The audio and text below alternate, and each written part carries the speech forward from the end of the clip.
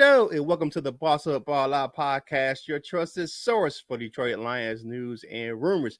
It's your man, Kurt Steele. On today's show, we recap the Lions' comeback victory over the Chiefs in preseason. Do us a favor, like the video and share it with other Lions fans like yourself. If you enjoy the content, please subscribe to the channel. We are on our way to 2,000 subscribers, and we're currently sitting at $17.99. So be a part of the Boss Up family and hit that subscribe button. Now it's time to bring in my co-host. First up is our resident defensive line coach, executive chef, and heavyweight champion, the Wolverine. Who? Hey, I take that back. I didn't want to do the stab. I kind of want to hit the C-walk on that real quick. Like, no, Coach Mike Jones, what's going on, Lion fans? Man, and now it's the coolest brother in Yaktown. Don't believe me? Ask your auntie. LL Cool Torrance, what's going on, my guy? What's up, everybody? Happy Monday. Now, if you don't know how we get down on our channel, this is what we do. We look at Detroit Lions news, headlines, or takes. If we agree, we say they are bossed up. If we disagree, we say they are balled on. And we give our take on why we agree or disagree. Now it's time to take a look at the topics of today. And it's all about the preseason game versus the Chiefs. How the Lions offense looked versus Kansas City. And what happened on defense versus the Chiefs. And how those special teams played in Kansas City. First up is my man, LL Cool Turn, to talk about what happened on the offensive side of the ball. LL, what you got, my man? All right, I guess we could say it's a much better offensive game this week against the Kansas City Chiefs than it was last week against the New York Giants. I believe we only scored 3 points last week. This time we put up 24 points. So, and we were able to pull out that victory. Just a quick overview of some numbers, I guess. Total yards, we had 459 yards, 74 total plays, 6.2 yards per play, 13 total drives. 342 total yards. That's between Hendon Hooker and Nate Sudfeld. 2 fumbles lost and a pick. So some things to clean up. But as we see right there, what I want to focus in on is some shining or some bright spots that we had. Number one that I want to speak about is Mr. Isaiah Williams. He started the game with that fumble. I believe he was the one that fumbled our opening kickoff. Gave the ball right on. That was Calhoun. Really? Oh, well, never mind. Sorry for putting that on you, Mr. Yeah, because it was 80. Zay was 83, so you're right. My apologies. It was not him. But he ended up having a real good game he ended up having a real good game for the Lions, and he came through with 6 receptions for 71 yards. Didn't get a touchdown, but made some really, really big key plays. And he did have a later in the game, I believe, was either a kickoff or a punt return. He had a return for us, a really big return. Number 2 up there, of course, for the second week in a row is Sione Vaki. So some people believe that this gentleman is pushing for Craig Reynolds' spot. Some people believe, close to the Lions, that his spot is cemented as running back 4, and he's not going to move anywhere because they love Craig Reynolds, and Craig Reynolds' spot is what it is. But Sione Vaki looked real good. He showed some of the things that I had heard about in camp, just that he's a natural pass catcher, things like that. He had 4 receptions for 60 yards, and including the long one for 20 yards. So, he made a couple big plays there as well. But this is the second week in a row for that young man. He's a rookie. We got him in the 3rd round or 4th round, I believe. 4th or 5th round. I'm not don't remember at the moment, but sorry about that. And of course, everybody's friend. My dog. I don't want to call him Hennessy, or I don't want to make a reference to Hennessy, but that man Hendon Hooker, man. He was the Lions posted him as offensive player of the week or player of the week. So I'm not sure if he was like the national player of the week or anything like that. He was just our player of the week. But he went 12 of 15 for 150 yards, no passing touchdowns. But they were in the red zone, and it was a play. Things were breaking down. He had some time, and he just decided to go ahead and take off and score that rushing touchdown. So he showed some improvement as well. Because last week I said, all right, cool, you showed us that you can run. Because that's what it seemed like. He just wanted to run and run and run. He wasn't really trying to do too much as far as throwing it. He was missing wide open people sometimes. But this week he looked much better in that department. like I said, and when the play actually broke down, when they actually called for him to run, like if he would have stayed, he would have got sacked. If he would have stayed for a half second later, he would have got sacked. But he took off right in the nick of time and scored that rushing touchdown. So those are the three. I guess the point that we're going to talk about is that the Lions looked much better this week. So what do you guys think? Yeah, definitely. Looking at what happened on the offensive side of the ball, I just want to say like for those 3 points that you made, and the offense looked a lot better versus the Chiefs. It wasn't perfect, but better. This second and third string players, I have to agree, were a lot better versus the Chiefs. Isaiah Williams was all over the place, man. It's going to be hard to keep that guy off the roster, even though his primary role, and Dan Campbell talked about this, is the slot receiver. And you have St. Brown and Khalif Raymond ahead of him. But his ability as a kick returner and punt returner, it was a punt return he had, and I'll talk about that later when we talk about special teams, will help him make the team, definitely. The more I watch Vaki, man, the more I like that guy. Dude was like Williams. He was all over the place, man, making plays, running the ball, catching the ball out of the backfield. I can see why he did so many workouts at his pro day to showcase his abilities. Catching the ball out of the backfield, his shiftiness makes him a lock at RB4.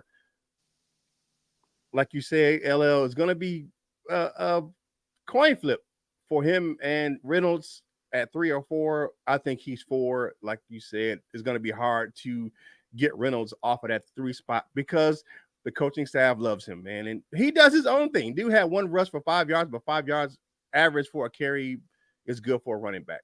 And last but not least, definitely Hendon Hooker played his way to me into the backup role again. He did it last week, but he just made it even better this week. You said like you said, LL, he used his arms and his legs to move the ball this week. Last week, he was just primarily running the ball. 12 of 15 passes. 12 of 15 for 150 yards and that rushing touchdown made him an easy choice he was the offensive player of the game for the Lions. I think he was just a player of the game. The offense had a better flow with him behind center. Sudfeld played better, but not to the level of Hendon Hooker. I think he completed Sudfeld like 50% of his passes. So, nothing to write home about.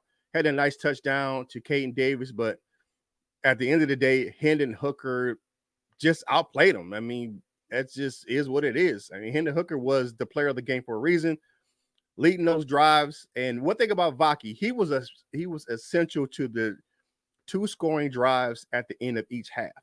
He was a key piece to both of those drives to end the game and to end that first half where they scored on both of those drives. Vaki is doing his thing, man. What can you say about the young man? He's a special guy. You can see why the Lions drafted him and just was like, hey, you're going to play wherever we need you. So I understand what Brad Holmes did, and he's just a special young player. So I like him. He can play all over the field. And I want to see him on the defense, just to see him playing 2 ways, just to see if he can do it. All right, what you got, Coach Jones, on the offensive side? Well, Isaiah Williams is gonna have to make the squad. They're gonna have to find some way to have him on the squad. Maybe he's a kick returner, Khalif is a punt returner, or something. Because Jared Goff likes those little slot receivers. Cooper Kupp, Robert Woods. He kind of he likes those guys, man. That can hit those slant routes and those deep out routes and stuff like that, man. So but yeah, Isaiah Williams got to make the roster, man. I got to boss up on that right there, man. That guy is good, man. There's a reason why he was the second leading receiver in the Big Ten. The guy he just has a knack for getting open, and he's sure-handed.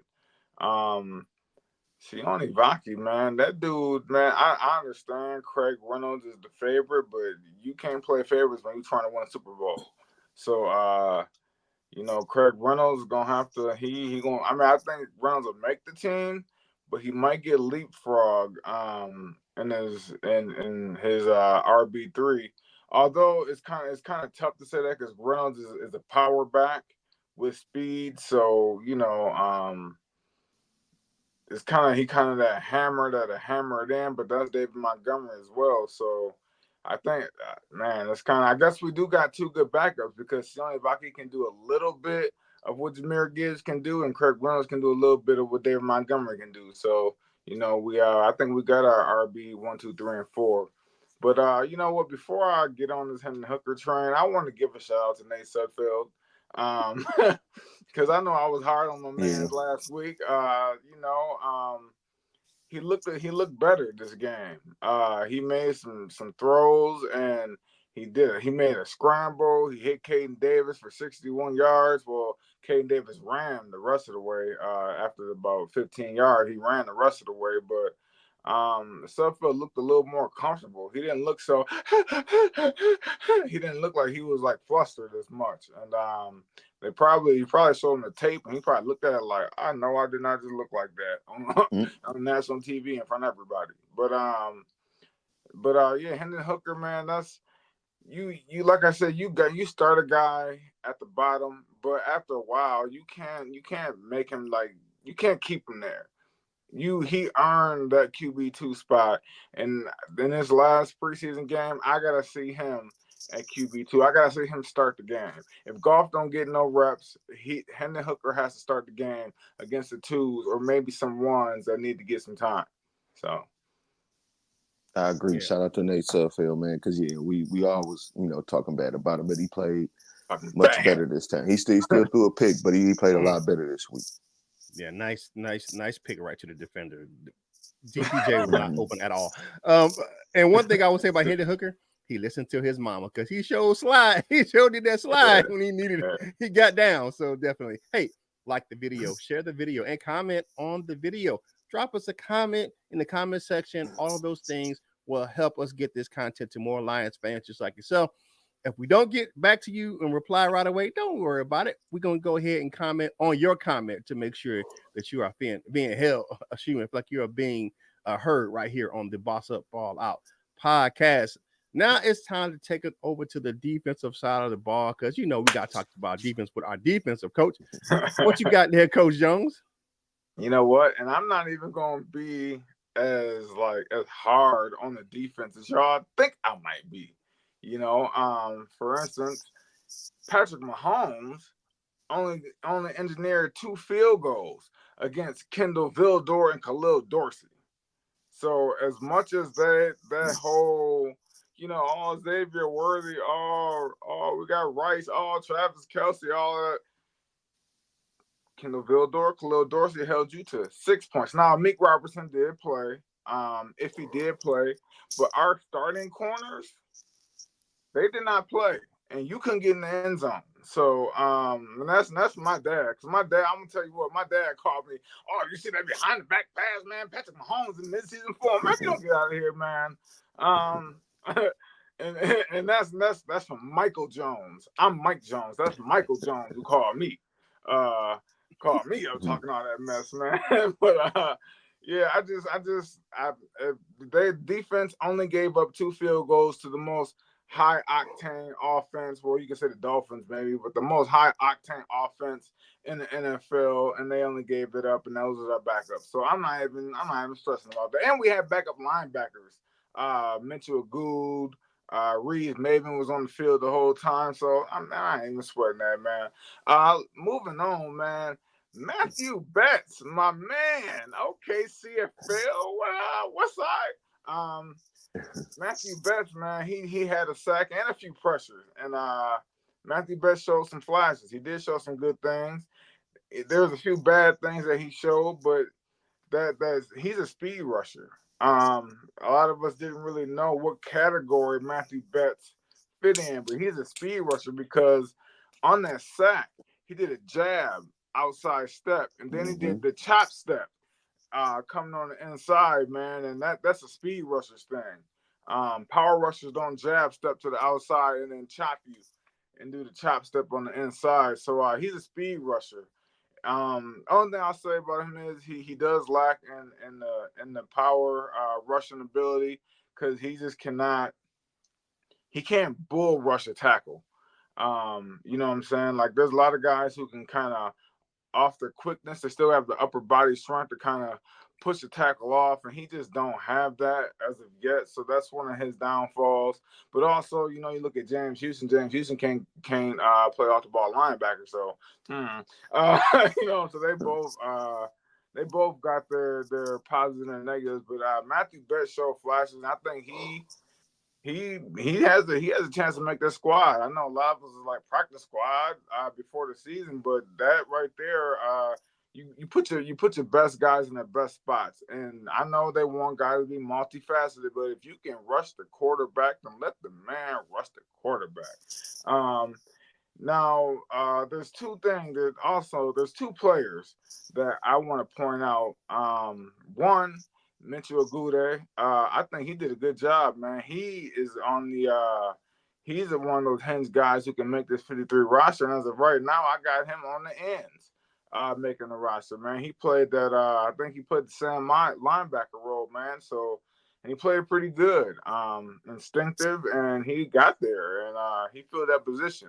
Now, another guy I want to talk about that it really surprised me that I even seen him out there this late, and that was Josh Pascal. It was like the mid fourth quarter, and Pascal was out there, and I don't know if that was because he's fallen on the depth chart because Matthew Betts was in there before him, so I don't really know what that's about, or maybe they just want to get him a little bit of work in, but that's not a good sign. When you out there making plays in the middle of the fourth quarter in a preseason game, that's not a good sign. So he might be on the edge, on the fringe, man. But that those are my takes from the defense. And also, Uku, he also had another solid game. Wasn't as good as last game, but he had another solid game. So yeah, those are my takes from the defense. Do y'all agree with that? Boss up? Is that the ball on? You know what it is? Let me hear something. I definitely boss up on those takes for the defense, man. And I'll give you my reason, man. Because their defensive second string defense played better. They gave up some big passing plays to Mahomes and company, like you said, but they stepped up and they stopped them from getting it into end zone. That behind the back pass was disrespectful. But it was fun to watch. I will say it was disrespectful. Now, if AG can get the backups to play that well versus the ones of the Chiefs, I'm looking forward to seeing what the starters will do week 1 versus the LA Rams. Now, looking at Matthew Betts, I watch a lot of Canadian football. I do, because of the fact of that lull in between the spring football leagues and then the NFL. So I do watch a lot of CFL football because it starts in that summertime. And that's the Betts I remember from last season. He was getting pressure on the quarterbacks. I had that big sack versus Carson Wentz. I have to disagree with you on one thing. I would say it's balled on that he makes the roster. I think he's still a practice squad guy. With AG saying that they're done playing James Houston at Sam linebacker and just going to let him be an edge means that it's going to be hard for Betts to make the roster. I just think so. They've already locked in James Houston.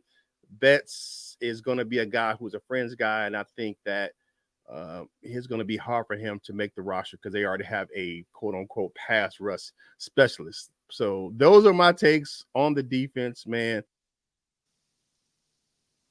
I don't know what happened, but yeah, my takes about the defense is I believe that Matthew Betts will make the squad. I think that a few players out there look real good, and I keep my comments short with Coach Mike when he was talking about Josh Pascal being out there late. I did notice that as well because I saw him out there on Betts' sack. So I watched that play a couple times. I want to see him. That's how you say, like, he did the outside step and came back in. I don't know if you've seen that. Like, a lot of the pass, like, they do that. Like, they do almost like a Euro step type of deal. And you've seen, like, some players what's his name? Myles Garrett, stand up, like, when they about to snap the ball, he's standing up over the center, over whoever guy he about to, rush. He acting like he's dribbling the ball so he can, go out there and do that. So I noticed that about, I said all that to say I noticed that Pascal was out there that late as well. One thing, though, the only question I would ask, and I don't know if you know the answer or if anybody out there would know the answer because I didn't pay attention that well, but was he out there to play inside? Because he was playing inside on that play. It was him and Wingo inside. And I forget who the other guy was outside, but so maybe that's what, I don't know. But yeah, that's a good question to ask.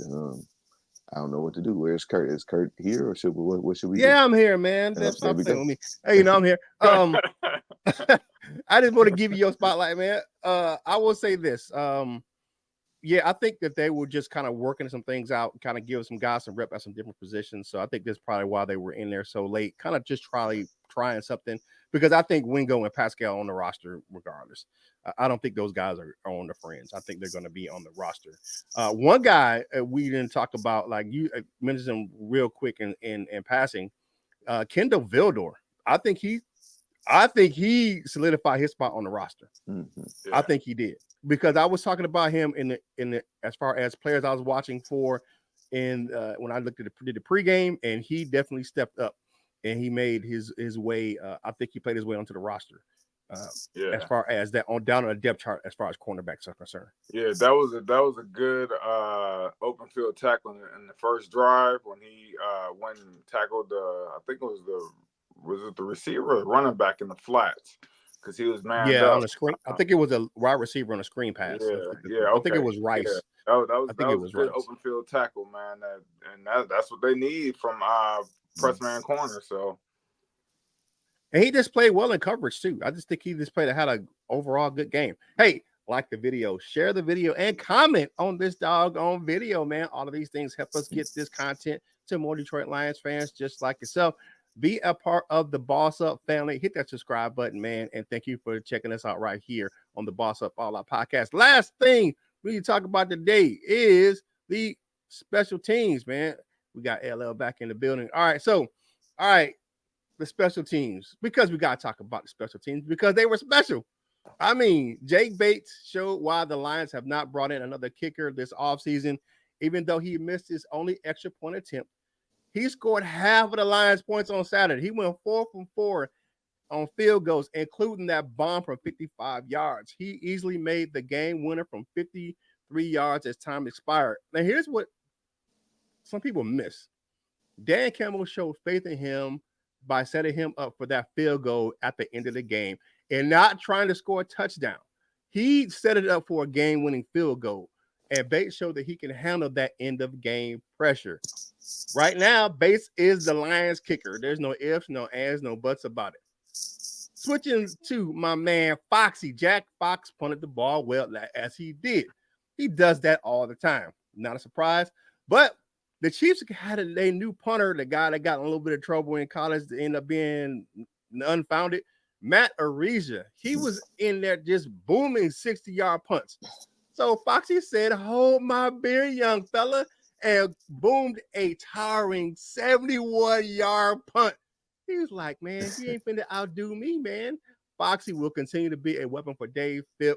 I like Foxy. He's one of the best punters in the NFL. And then lastly, Tom Kennedy had the best kick return of the day of 27 yards under the new rules. Now, Dan Campbell said he and Phipp are working on both sides of the kick return of this new rule, because the Lions gave us some big returns on kickoffs. I can't say that they didn't, because they did. I was like, man, what the hell are they doing? However, most of the guys playing on those teams were backups. So they won't be on the regular roster, the regular season roster. So it'll be different. And Isaiah Williams, man, he had some nice punt returns, but he had the longest one of the day for the Detroit Lions of 20 yards. That's what you talk about, LL, when you talk about Isaiah Williams on a return. Nice punt return for 20 yards. He's proven his work on special teams. Again, it's going to be hard for the Lions to keep that young fella off the roster. I'm going to have to say, man, I'm loving what I'm seeing for the special teams. Dave Phipps is probably the best special team coordinator in the league. These kids are going to have to work out some issues. I'm sorry, with the new kickoff rule. Every team's kind of like going through the motions, as far as not saying going through the motions, going through some ups and downs with the new kickoff rules, because it's new and they have to work out some issues with that. Now, right now, if you kick the ball and it's a touchback, it's to the 30. It was to the 35. They're talking about moving it back to the 35 again if teams just start kicking the ball out of the end zone and say, hey, we'll just give it up on the 30. But I'm interested to see how that's going to work out. But I believe that Dave Phipp and company will definitely have the special teams working when it comes to the regular season. So, Coach Jones, what you got on the special teams, my guy? Man, Jake Bates, man, shout out to that guy, man. Man, he made a couple of 50+ yarders, and yeah, I mean, I'm confident in Jake Bates, man. I think he might have his ups and downs during the season, but for a guy who hasn't been a kicker for very long, man, and do you see Jake Bates' face when he kicked them kicks? You know, some kickers be kicking it, and it's like it just be the swinging their leg. Jake Bates look, he be like, boom. He be looking serious as hell when he be kicking that ball, man. But yeah, Jake Bates, man, I like the guy, man, and I know we talked about him all off season. We was like, sign him. He made a 64-yard field goal, and people thought it was like, man, that's USFL. Nah, man, Jake Bates is for real, and he gonna be on this team, man. I believe he gonna make some clutch kicks for us, man. You know, just Foxy just being Foxy. So, you know, ain't nothing to really say about that, man. He just doing his thing, man. He ain't gonna let nobody outshine him. And I just hope that the punt and kickoff return, because a lot of guys weren't playing their lanes. And I just hope that gets corrected. I mean, I know that get corrected on film on Monday or Tuesday, whenever it is that they watch film, man. But that has to be corrected ASAP, because we can't give up kick returns and punt returns that almost end up on the other side of the field, man. So that definitely, you got to stay in your lanes, man, and get out them blocks, man. All right, what you got, LL, on talking about special teams? Right. Well, who'd you say it was the first time around? The gentleman who fumbled the kickoff. Calhoun. Yeah, Calhoun. I guess because I was saying like, dang, they just trying anybody out, because that's when we start seeing everybody else back there. Like you said, Tom Kennedy got a shot on the kickoff. You know, we got to see Isaiah Williams with the punt. So, you know, it just gave some. Maybe that was the plan all along, was to give them, a shot, or just try guys out in the back, or in the return game. But we ended up getting to see a couple of other guys. So shout out to Dave Phipp. I'm certain he'll get it figured out. Everybody's struggling. Not saying that that's okay that we're struggling, but I do believe that it will be much better once the regular season. And the more that we get to see some of these, with the dynamic kickoffs, or what everything that they're calling it. And just a quick moment about that kickoff. I'm so sick and tired. I know they are as well, but every single game and every single announcer, that's how I know when the game is going to start. Like, I'm trying to figure out, like, has it started yet? Is it about to start off? Because they're talking about the goddamn dynamic kickoff, and they all say the same stuff. So I'm certain they all got the same email and all that stuff. So I know it's gonna stop soon, hopefully, but I'm sick and tired of that. But and then of course, shout out to Foxy Mane and Jake Bates. Yes, he will be the Lions kicker. Right now, I guess, because we ain't got nobody else. But I'm interested to see how is this going to change Dan Campbell's decision making. Like, I personally, I like the aggressiveness. Yeah, some of the times we be like, dang, I wish we would have got that, but I'm okay with that. But maybe this will change some of it. Like, maybe some of the ones where we didn't get it, or where it's like, the feeling is a little stronger of, oh no, please don't go for it here. We don't got to do that because we got a kicker that he rely on. So we'll see about that. Definitely. Hey, that's our show for today, man. Thank you for watching. Again, like the video, share it with other Detroit Lions fans just like yourself. Subscribe to the channel and drop us a comment on this video, man, and we will respond to you. All of those things help us with that YouTube algorithm, and we'll get this content to more Detroit Lions fans just like yourself. Now it's time for parting shots for today's show. Thank you for starting your week with us. LL Cool Twins, give us your parting shots for today. Shout out to you guys as well. Shout out to my teammates here, Big Dog Kurt and Big Dog Mike, for just getting up early and doing this here. Just shout out to y'all. Shout out to everybody. Shout out to the fans. I come in and look at the comments and comment, reply to them and watch the shows back and stuff like that. So thank y'all for for just watching everything. We had almost at 2,000, so go ahead and help us get the rest of the way to 2,000 and beyond if you feel like it. Right on. Right on. What I you got? just want to say I made it, y'all. I made it. I made it through work from 6 to 2:30, and I made it through 2 days from 3:30 to 9. I made it. It's over. Thank you, Jesus, sweet Lord. I love my team. I love the coaches and everything like that. But man, that's a grind, bro. And it's a Monday, so it's gonna be a better Monday because my day is not gonna be that long. So yeah, man, have a good Monday. All right, thank you guys for checking us out right here on the on the Boss Up All Out podcast, man. Here with my guys, man. We've been grinding for a while, going back to Detroit Lions on a Proud Day, man. We miss you, Jim, man. We love you, brother, man, and we wouldn't be doing this without our brother Jim, man. So he got us together.